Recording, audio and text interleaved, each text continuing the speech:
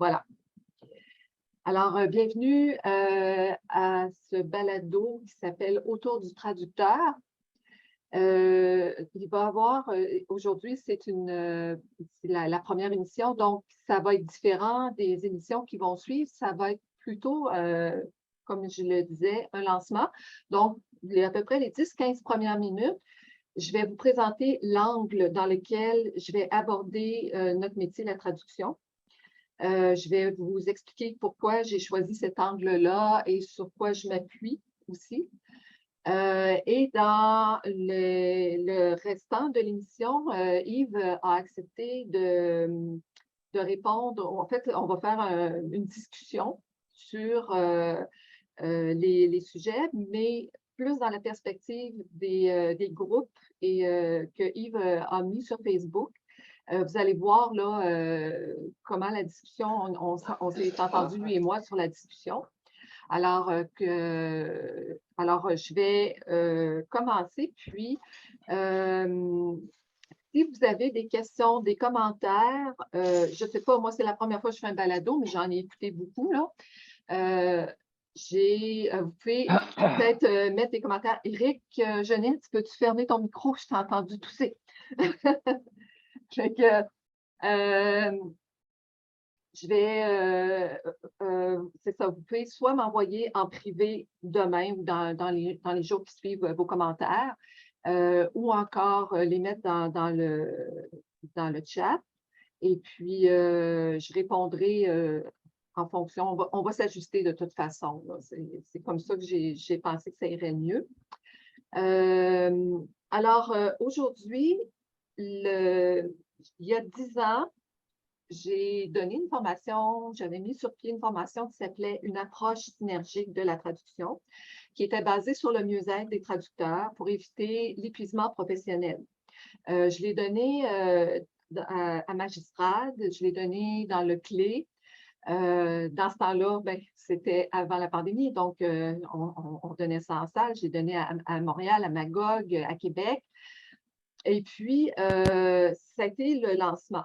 J'ai aussi par après, dans les 2 années qui ont suivi, entrepris une démarche pour développer un logiciel d'aide à la révision à partir de l'algorithme qui avait servi dans ma thèse de doctorat, qui n'a jamais vu le jour pour des raisons financières, parce que je me suis rendue au bout des finances, puis là, je ne voulais pas faire faillite, je ne voulais pas aller jusque-là, parce que j'avais épuisé les possibilités pour aller chercher du financement. Je m'étais adressée à différents cabinets pour leur demander d'investir et je voyais qu'ils n'étaient pas intéressés à investir dans cette avenue-là.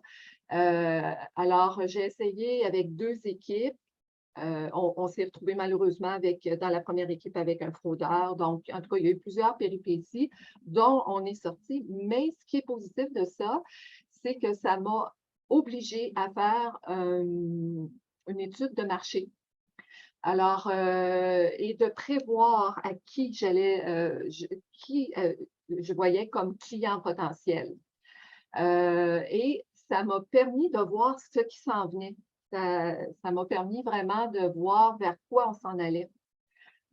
Donc, je voyais qu'on s'en allait, ça c'était il y a à peu près 7-8 ans, qu'on s'en allait vers des textes de plus en plus difficiles, de moins en moins de textes faciles, de plus en plus d'outils d'aide à la traduction et que la relève serait de moins en moins là. Autrement dit, le nombre de traducteurs déjà à l'époque avait comme plafonné. Les nouveaux traducteurs n'arrivaient pas à remplacer ceux qui partaient ou les remplacer à peine. C'est un phénomène qui était répandu dans le monde entier. Donc, ça a été vraiment aussi un autre aspect qui m'a amené à cheminer par rapport au marché de la traduction. J'ai continué, finalement, bon, j'ai mis ça de côté, j'ai continué à travailler. Puis, là, je me suis retrouvée dans le milieu, j'ai fait de la pige pendant 25 ans. En fait, j'ai une carrière de 35 ans, là. Et au bout du compte, j'ai décidé de retourner dans la pratique, d'aller dans la pratique privée parce que je n'étais jamais allée en cabinet, travailler en cabinet. Alors, et là, j'ai rencontré beaucoup de stagiaires, beaucoup de traducteurs juniors que j'ai pu encadrer. Et avec la pandémie, ben, on a été licenciés et j'ai pu mettre sur pied le programme de mentorat que j'ai donné notamment à Laurence Lehu, là, elle l'a suivi. Il y en a d'autres, je ne sais pas ce soir s'il y en a d'autres parmi vous, je ne pense pas là, qui sont là, mais en tout cas, je l'ai donné à plusieurs personnes. Et ça m'a amené à prendre connaissance. Donc, je savais les difficultés, on était dedans, je le savais.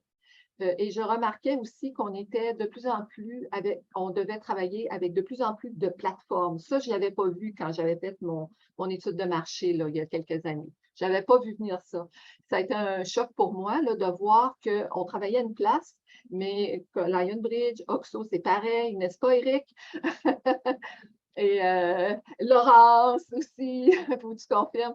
Alors, et ça, c'était un choc parce que je n'avais pas vu ça venir. Puis je me disais qu'en travaillant dans un cabinet, j'aurais choisi Trados ou un autre, ça serait MemoQ, ou l'autre à côté, Oxo, ça aurait été, je ne sais pas, MemSource. C'est un de leurs principaux. Mais non, c'est pas ça. C'est que ça a pris une tournure où c'est le cabinet qui doit prendre les outils du client et non pas le client qui prend les outils du cabinet ou de l'agence. C'est le monde à l'envers, à mon avis. Alors, c'est pour ça que je trouvais que le balado, en fait, on assiste à deux phénomènes. Tout ça, on assiste à un appauvrissement des pigistes. Et je pense que Yves va pouvoir me le confirmer parce que nous, on a vu, avec notre carrière de 35 ans, on a vu les tarifs baisser. Les plus jeunes, ceux qui arrivent sur le marché du travail, ne le voient pas. Moi, ce que je vois, on m'offrait pour un salaire dans un cabinet, justement, les traductions Tessier en 2000, j'ai commencé en 1998, on m'offrait 50 000 pour être employé chez eux. Je n'ai pas accepté parce que j'avais ma famille à Québec et j'avais mes enfants élevés, donc j'ai choisi de rester à Québec et d'être pigiste pour eux. Aujourd'hui, les traducteurs qui commencent sont encore à 50 000 et on sait que les 50 000 d'aujourd'hui ne valent pas les 50 000 de 1998 et on leur demande de connaître de plus en plus d'outils de traduction différents avec peu de formation. On va me dire que les outils sont tous pas mal pareils, mais je vais vous dire, quand on vous met tu vois Laurence qui rit. Les menus ne sont pas à la même place. Fait que c'est ça. Alors, donc, on assiste à un phénomène je vais dire un mot, un grand mot, paupérisation, n'est-ce pas? Je vais sortir mon latin. Donc, appauvrissement des pigistes et qui doivent travailler dans des conditions de plus en plus difficiles. Et la chose aussi à laquelle on assiste, qu'on n'avait pas il y a peut-être 10-15 ans, la démarche de travail cognitive du traducteur est déconstruite. Elle est disloquée parce qu'on a de plus en plus la pression, ce qu'on n'avait pas. Moi, quand je travaillais pour les traductions Tessier, et puis la plupart des gens, quand on avait un mot qui se répétait, c'était plein tarif. Quand on avait un mot qui était, un segment qui était à moitié traduit, c'était plein tarif. Et là, parce que je pense qu'il y a des solutions, puis je commence à les voir. Et puis, je vais vous présenter ça d'abord sous forme de questions que j'ai déjà mis dans la présentation du balado.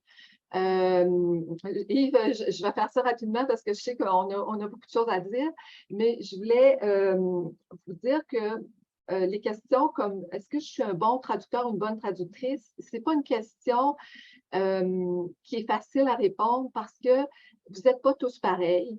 Et il y a plusieurs mécanismes pour y répondre. Puis je ne vous répondrai pas en vous disant, ben, vous travaillez tous d'une façon différente. Je vais vous répondre par des critères bien précis, c'est-à-dire votre type de bilinguisme. Ce n'est pas pareil si vous avez un bilinguisme d'enfance, d'adolescence ou d'âge adulte.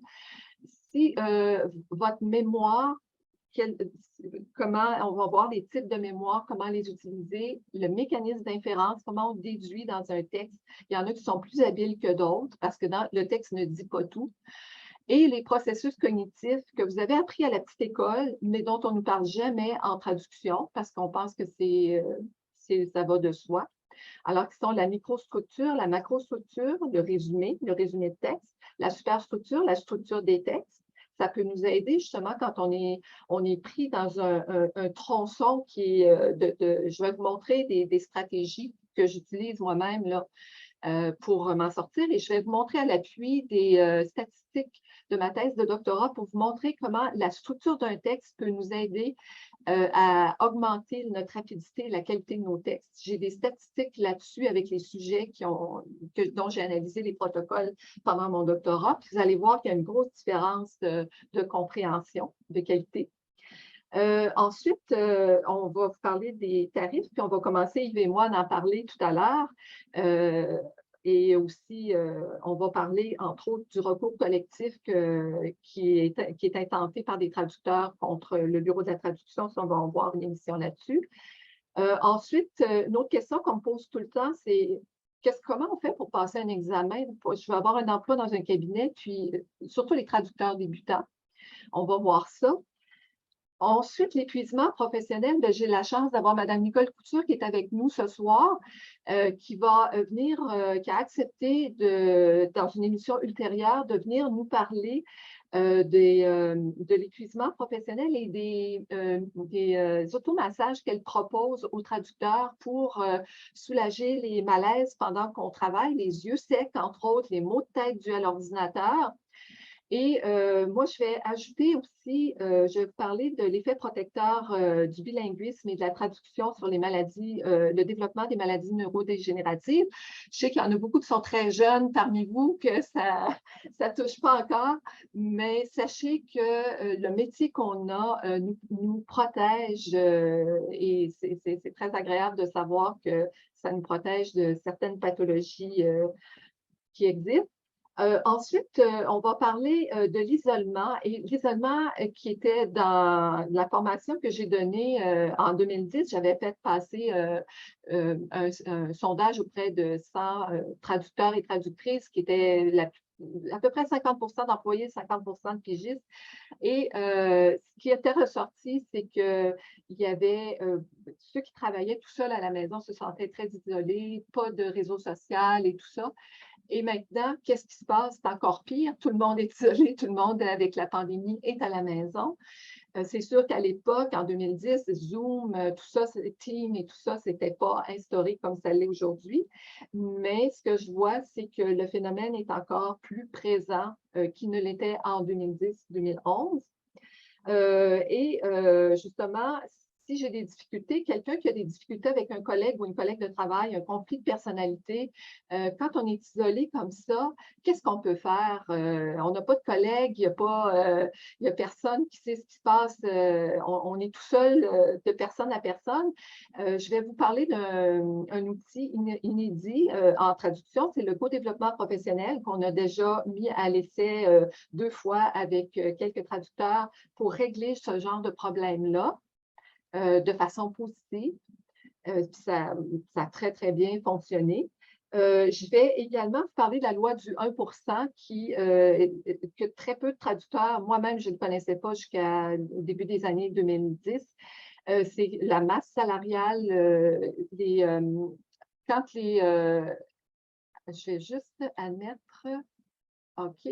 Alors, la loi stipule qu'une entreprise dont la masse salariale est de 2 millions de dollars doit mettre à la disposition doit mettre cet argent-là pour la formation, à la disposition de ses employés pour la formation, sans quoi elle est pénalisée, elle doit donner ça sous forme d'impôt au gouvernement. Alors, si vous voyez que vous travaillez quelque part, je veux dire, vous êtes en entreprise, que vous n'avez aucune formation, puis vous voyez que sûrement que la masse salariale dépasse 2 millions de dollars, on commence à avoir une idée à un moment donné quand on travaille dans une boîte, posez-vous des questions.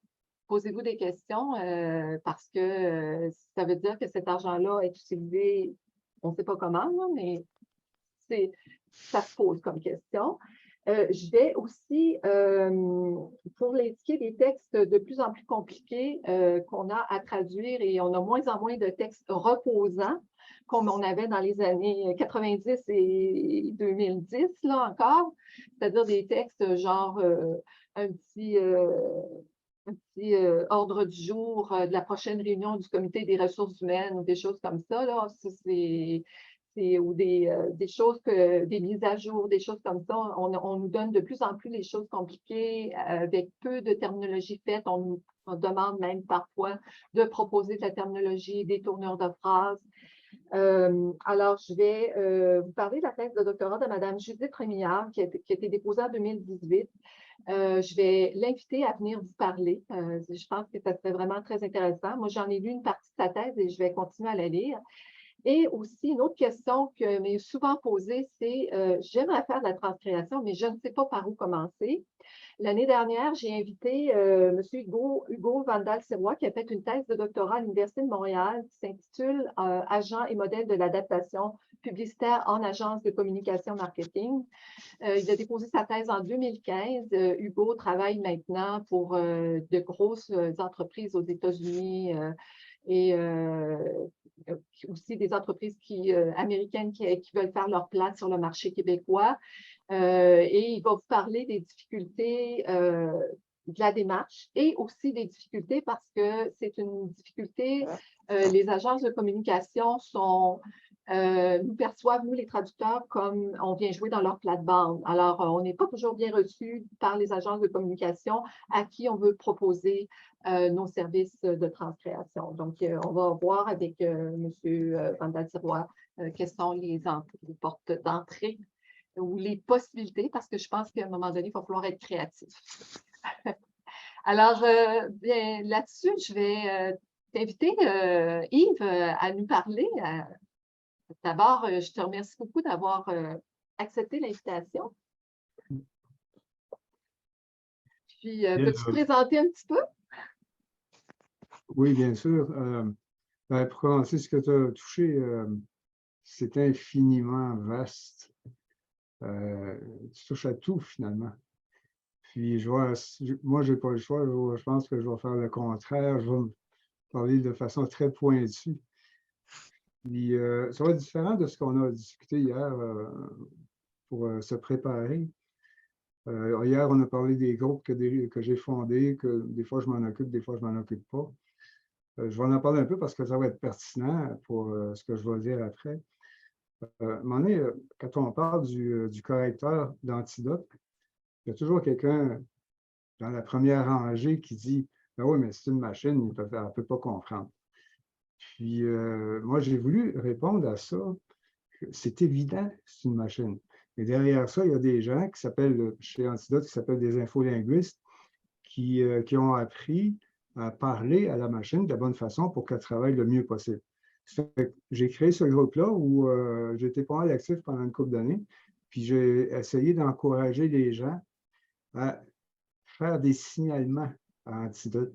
Antidote répond toujours aux signalements au sujet des erreurs qu'on voit dans les signalements, dans les alertes d'Antidote. J'ai voulu faire ma part pour encourager les gens à écrire, à envoyer des commentaires. Ça marche un peu. Puis à un moment donné, j'ai fait d'autres choses. Puis parallèlement, j'ai aussi créé un groupe qui s'appelle Évolution de la BDL et de clés du français pratique, qui a changé de nom depuis. Et puis là, j'ai voulu, j'en ai eu l'idée au moment où il y a quelques années, il y a eu presque une levée de bouclier quand l'Office québécois de langue française a commencé à être beaucoup plus, soi-disant, tolérant. Puis en réalité, ce n'est pas tout à fait une tolérance, c'est une autre réflexion, c'est un autre niveau de réflexion qui a été fait, qu'on peut voir quand on va lire des articles sur les fameux mots que les réviseurs ont toujours rayés puis remplacés par d'autres comme identifiés, puis bien d'autres comme ça. J'ai voulu encourager les gens non seulement à consulter davantage ces deux outils-là, mais aussi à les consulter plusieurs fois dans le temps pour voir l'évolution. J'ai fait ça quelques années, puis j'espère que ça a marché. Je ne reçois pas beaucoup de rétroaction, mais ça ne fait rien. j'ai aussi créé un groupe à un moment donné que j'ai appelé le BT et les agences. Puis là, je savais que dans les premières rangées, qu'il y a quelqu'un qui dirait tu veux mordre la main qui te nourrit.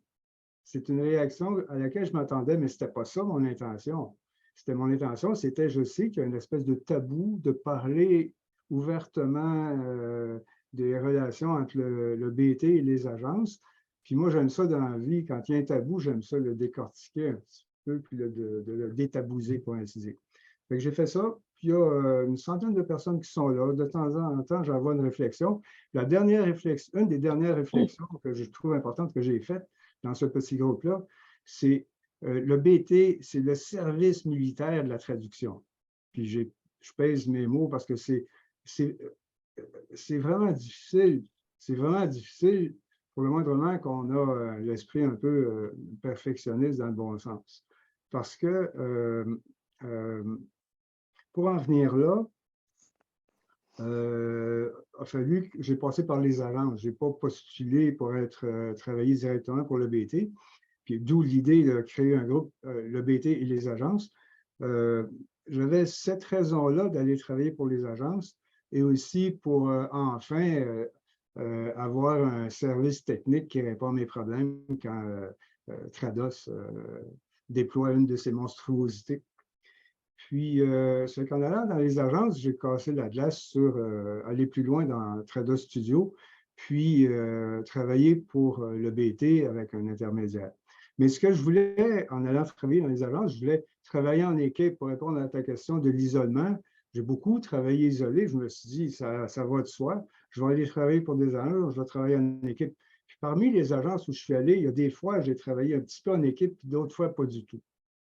Fait que ça a été un choc un petit peu négatif, mais j'ai persisté pour en venir. Récemment, je me suis dit, tiens, j'ai eu ce que j'ai voulu. J'ai pris l'expérience du bureau de la traduction. Ça me sert énormément maintenant dans d'autres choses. Quand à peu près la traduction dans n'importe quel domaine, pour n'importe qui, quand je fais une recherche de thème, à part d'aller dans Termium, je vais sur les sites du Canada.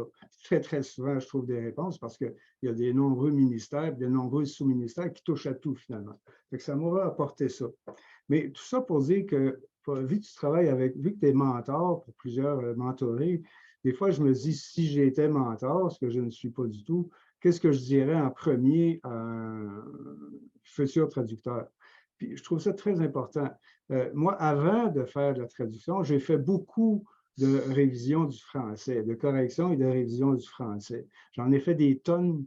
Je me suis familiarisé avec les outils, puis ça me sert énormément. Il y a des questions qui sont vraiment réglées qui étaient vraiment réglées quand je suis arrivé graduellement en traduction pour devenir finalement traducteur à temps plein. Fait que ça, c'est ce que je dirais à un jeune traducteur, jeune entre guillemets, parce qu'on peut commencer à 40 ans. Là. Et puis, ce que je dirais aussi, c'est allez-y dans les agences, parce qu'il y a une espèce de...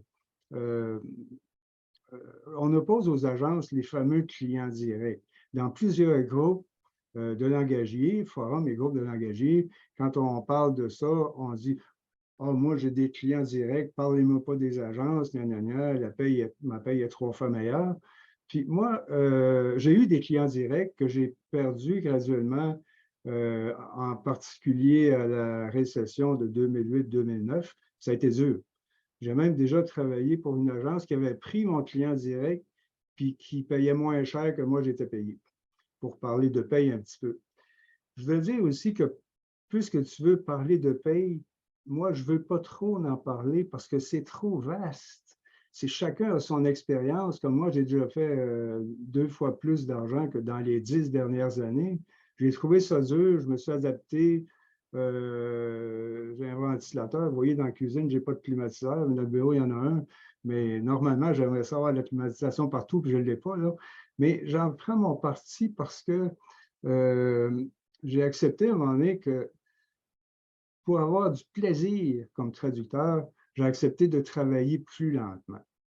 Je le dis même quand j'arrive dans une nouvelle agence, je dis, moi, je travaille lentement. Demandez-moi pas 2500 mots pour demain matin, je ne le ferai pas. Puis, à part du fait que j'ai appris à me coucher plus de bonne heure, mais même en travaillant toute la nuit, je ne le ferai pas parce que je ne sais pas comment ils font pour travailler si vite que ça. Même si je me forcerais pour mal travailler, j'y arrive pas. Je ne sais pas comment ils font. Par contre, il y a des réponses à ça. Puis pour revenir à des choses que j'espère plus pertinentes, parce que j'ai l'impression de m'élargir un peu, je pense que ce qu'il faut faire, c'est, à part évidemment utiliser des bonnes mémoires de traduction, je pense qu'il faut expérimenter la dictée, s'acheter Dragon, même si on n'aime pas ça, faire l'effort de se familiariser avec, puis ça va, on ne regrettera pas après 3-4 mois. J'ai abandonné un peu parce que Dragon ne va pas tellement bien dans Trados Studio, mais ça dépend des genres de textes aussi. Puis, il faut Si tu aussi. me permets, juste pour Dragon Studio, c'est qu'il faut maintenant utiliser No Brainer, qui est une interface compatible avec Dragon. Et là, parce que c'était la plupart des commandes, les commandes, il les reconnaissait, il ne reconnaissait pas. Tu sais, il était très. Maintenant, il y a No Brainer, il y a la version 2020 que je viens d'acheter. Et ça va bien. C'est sûr que c'est encore 200 $ de plus en plus de studio, mais ça vaut la peine. Puis on Ouais. protège nos articulations aussi, là. Les épaules, les articulations. Oui, ça, c'est ça, puis autre chose, les différents outils aussi. Ça vaut la peine de suivre des formations sur les outils de traduction automatique. Il y a des merveilles que je n'ai pas encore toutes explorées, comme par exemple, le nom m'échappe, mais il y en a un qui apprend, pour des textes volumineux, après 1000 ou 2000 mots, il apprend à utiliser tes traductions dans ce texte-là en particulier. C'est C'est Guipel? Est-ce que ça se peut? c'est MT, j'ai Ah, oublié, OK. MT quelque chose. Bon, puis ça vaut la peine de se casser la glace avec la dictée, de casser la glace avec plusieurs outils de traduction. Il y a un petit que j'aime bien recommander, puis parmi les fois que je l'ai recommandé, j'ai aucune idée combien l'ont adopté. Il s'appelle GT40, GT4T, qu'on lance tel quel dans Google. Ça ne coûte pas très cher. On paye aux millions de caractères, donc si on ne l'utilise pas, on ne paye pas. Puis il te donne les résultats de plusieurs moteurs de traduction, dont Traduit que le monsieur a pris parce que je lui ai suggéré. Puis, ça fait que tu as le choix entre 20 et 25 outils de traduction. Tu choisis les meilleurs qui sont plus appropriés, par exemple, pour l'anglais et le français. Il y en a un qui sert pour le japonais et le russe, là, ça, on ne l'utilise pas. Mais ça vaut la peine de se familiariser avec ça, puis c'est vraiment pas très cher. Ça fait que ça, c'est pour répondre à la question, comment ils font ceux qui font 2000 mots de 4 heures de l'après-midi à 8 heures du matin? Bien, je devine qu'ils utilisent plusieurs outils. Puis, chose que je ne fais pas encore, mais j'espère avoir le temps de le faire un jour. Cela dit, ben, je te remercie de m'avoir invité. Je regarde tout le monde ici, puis il y en a sûrement qui seraient bien meilleurs que moi. Là, mais, fait que, moi, c'est comme ça que je vois ça. Le message, faites beaucoup de corrections du français avant de commencer à faire de la traduction. Je trouve ça très important. Je trouve que dans les formations universitaires, ils devraient insister là-dessus. Effectivement, c'est un problème. En fait, là, moi, j'ai perdu de vue là, la formation universitaire. Je suis plus du tout dans ce milieu-là. J'ai été chargée de cours pendant que je faisais mon doctorat, mais après ça, je ne suis pas retournée à l'enseignement universitaire. Mais je suis étonnée des fois. Puis je sais que moi, j'ai évolué à l'Université Laval. Puis chaque université, chaque programme a un angle, une orientation différente, sans quoi le gouvernement subventionnerait pas ces programmes-là. Donc, c'est le problème aussi, là. Alors, ben, c'est ça. Puis, moi, je voulais savoir un petit peu, Yves, tu parlais tout à l'heure de ton groupe, le BT et les agences qui t'ont amené à briser des tabous. tu as aussi entendu parler de la poursuite. Tu me disais que Maître Louis Fortier organise là, ce recours collectif de traducteurs contre le Bureau de la traduction. Je suis sensible à ta façon de voir tes relations avec le Bureau de la traduction, mais il n'en reste pas moins qu'il y a un gros malaise puisque il y a un recours collectif qui a été reconnu, qui a été accepté par un juge l'année dernière, je crois. C'est loin d'être terminé, mais quand même. Et moi-même, tu parles de tabou. Moi, Maître Louis Fortier demeure à côté de chez nous. Éric, je te l'apprends, il est notre voisin à Sherbrooke.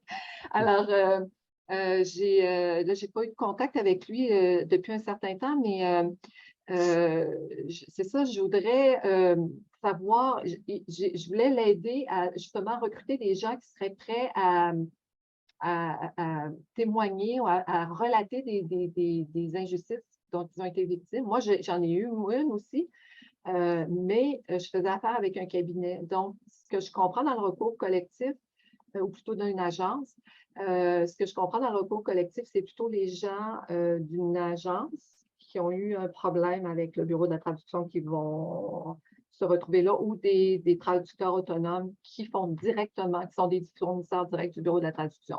Moi, j'ai vécu une situation, mais c'est l'agence qui ne m'a pas appuyée, donc je ne peux pas aller plus loin. Alors, ce que j'ai proposé à Maître Fortier, j'ai dit, je peux pas aller vous aider davantage, mais je peux essayer de demander autour de moi s'il y a des gens qui voudraient relater des situations, des injustices dont ils ont été victimes. Et personne n'a parlé. J'ai pas eu de... Alors, les gens, justement, ils veulent pas mordre la main de ceux qui les nourrissent, mais en même temps, ça entretient peut-être une situation que le bureau de la traduction continue.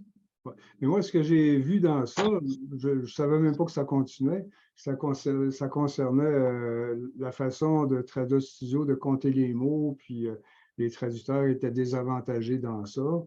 Puis j'ai vu aussi qu'ils avaient obtenu quelque chose. J'ai considéré que c'était des poussières à côté de ce qu'il y aurait à faire.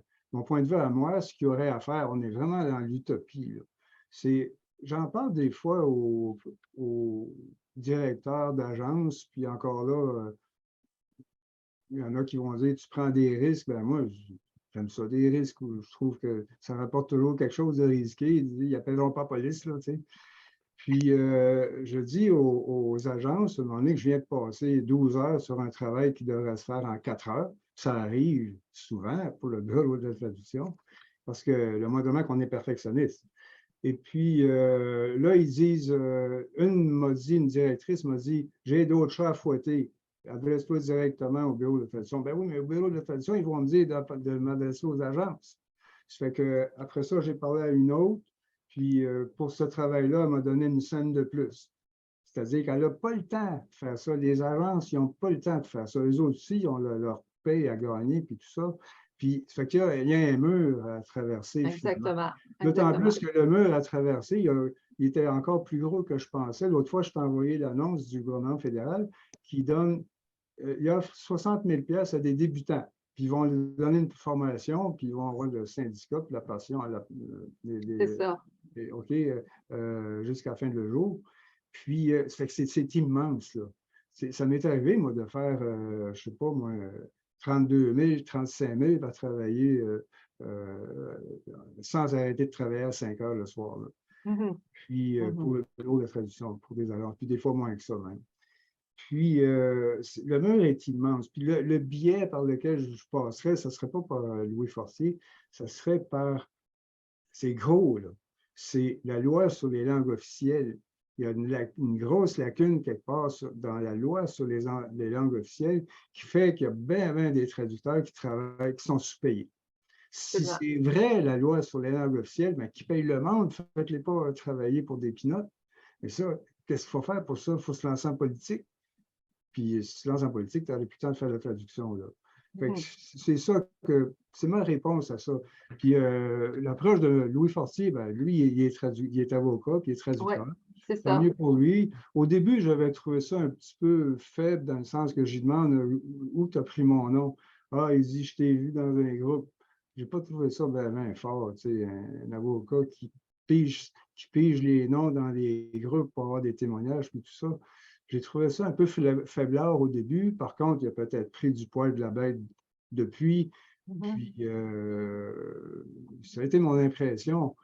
Puis, le résultat que j'avais vu, que oui, le bureau de tradition a changé quelque chose dans la manière de compter les mots, mais ça l'a apporté quoi à qui? Tu sais? Ça l'a apporté 50 cents à qui? Là?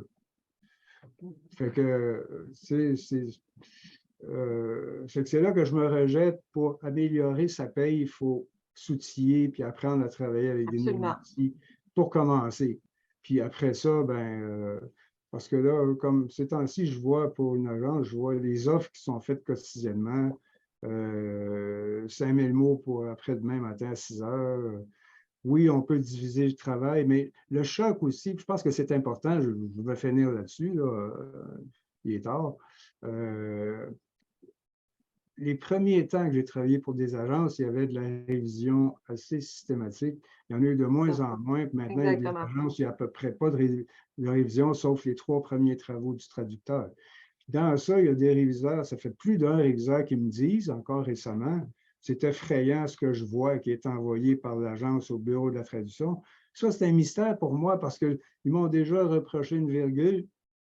Puis là, il y a des agences qui envoient les traductions des pigistes sans révision. J'ai été malchanceux la fois qu'ils m'ont envoyé un mauvais commentaire. Il y a une fois, j'ai oublié de traduire both parce que moi, je considérais que ce n'était pas nécessaire. Puis, il y a des textes qui sont envoyés sans révision. Que le gars, il a travaillé il a fait 2500 mots dans 18 heures. Je ne comprends pas. Puis, en réalité, ça ne me tente pas de comprendre. Mhm. Effectivement, en fait, c'est pas le but de comprendre. Moi, je n'ai pas de pouvoir là-dessus non plus, mais c'est d'en être conscient et d'essayer de trouver son compte, de contourner les obstacles, puis d'évoluer, de progresser à travers tout ça, là.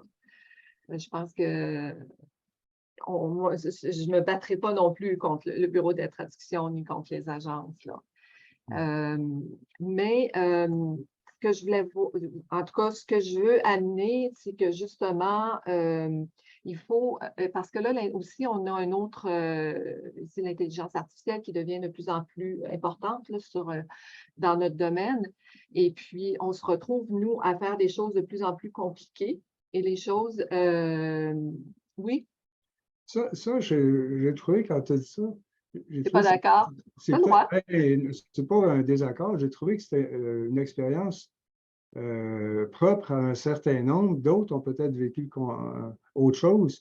Ah, Puis c'est ça. personnellement, dans ça, oui, j'ai vu des textes vraiment compliqués, mais je m'en sors mieux aujourd'hui. Tu sais, c'est ma perception, la perception de chacune d'un texte compliqué, c'est quoi?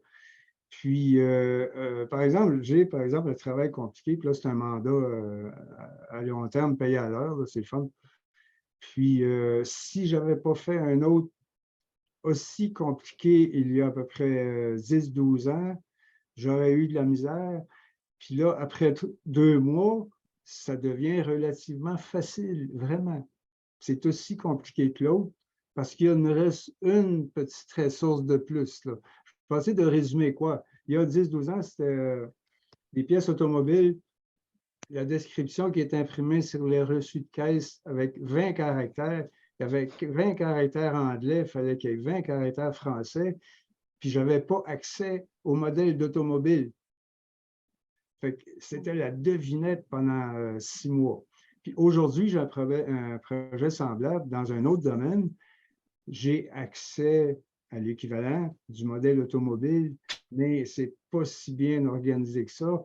Mais là, après 2-3 mois, enfin, je trouve ça quasiment, je trouve ça pas si difficile que ça. Et le premier, il y a 10 ans, c'était vraiment épouvantable. C'était l'enfer. Fait qu'il y a ça aussi, là. Fait que là, à un moment donné, je ne sais plus si le travail est plus compliqué aujourd'hui qu'il l'était ou si c'est moi qui ai changé. Fait que C'est j'ai toi qui as trouvé. changé. C'est toi qui as changé, c'est que tu as acquis les connaissances. La première fois, tu en as bavé là, sur le premier projet. Tu as intégré plein de connaissances. Et dans ta mémoire à long terme, quand on va parler de la mémoire, puis tu t'en es resservi lors de ton Oui, projet? mais c'était c'est des domaines complètement différents. Disons que les neurones se sont placés, mais autour d'une terminologie d'un domaine complètement différent. Mhm. Je dirais que ce qui a changé, je pense que c'est le domaine qui t'intéresse, peut-être Mme Couture aussi, c'est ce qui a changé, c'est l'attitude devant ça. La Mhm. confiance en moi que j'ai acquise depuis ce temps-là. Puis, mais le premier, je n'avais pas tant cette confiance en moi là. Fait que c'est pour ça que il y a beaucoup de subjectivité dans ça, là, dans ce que tu dis. J'aurais un petit Oui, désaccord sur ça. tout à fait d'accord avec toi. En fait, c'est très précieux, cette confiance en soi qu'on développe, mais ça prend du temps et moi, je pense qu'il y en a qui se découragent, justement. Ce que je vois avec le temps, c'est que les 3 premières années, il y en a beaucoup qui sortent de l'université puis qui sont laissés à eux-mêmes, ils se retrouvent avec des agences. Des fois, ils sont chanceux, des fois, ils sont plus ou moins sont plus ou moins chanceux et puis, le fait de ne pas être encadré, ça retarde. De 3 ans, moi, je me dis, pour être amené facilement à 1 an et demi, pour que le traducteur ait justement sa confiance, qu'il ait ses connaissances ou en tout cas, il sache comment acquérir les connaissances pour faire de la traduction. Parce que c'est une démarche qu'on développe, parce que ça change constamment, là. On ne peut pas dire que, comme tu me disais un petit peu avant qu'on commence, que des pièces d'automobile, la même pièce d'automobile par un fabricant est appelée autrement par l'autre fabricant parce qu'il veut avoir des noms différents, mais tu sais, c'est toutes des. Fait que tu ne peux pas tout mémoriser ça, là, c'est impossible, là. Mais tu peux apprendre comment faire face à ce genre de difficultés-là et garder confiance en toi. Je dirais que quand tu parles d'encadrement, j'ai pas eu beaucoup d'encadrement les Mhm. premières années, là. Cependant, une forme d'encadrement, une autre forme a été apportée par les forums. Il y en a sûrement une ou deux personnes ici qui ont été dans le forum de l'OTIAC. Moi, j'ai connu le premier forum de l'OTIAC fondé en 2001. J'y suis encore, là, il est plus tranquille, mais j'ai beaucoup appris là. J'ai fait mon bac finalement dans ce forum-là parce que il y a toujours quelqu'un, tu poses une question, il y a une discussion, après ça, tu as reçu puis tu donnes. Puis après ça est arrivé Facebook, puis dans Facebook, il y a plusieurs groupes de langagiers. Ça aussi, c'est une chose à démystifier parce qu'il y en a qui disent non, moi, je n'irai pas dans Facebook, je n'irai pas dans Twitter. Mais moi, j'encourage les gens à y aller dans les groupes de langagiers parce que c'est une forme d'encadrement. En réalité, mon petit logiciel dont je vous parlais tantôt, GT40, qui te donne les résultats de 4, 5, 6 mémoires traducteurs automatiques, c'est un peu comme les forums. Dans les forums, tu poses une question, combien Mhm. de réponses non pertinentes qu'on reçoit parce que les Mhm. gens n'ont pas de contexte puis ont des expériences différentes. Puis finalement, tu te réveilles le matin puis tu as ta réponse juste parce que ça a mijoté.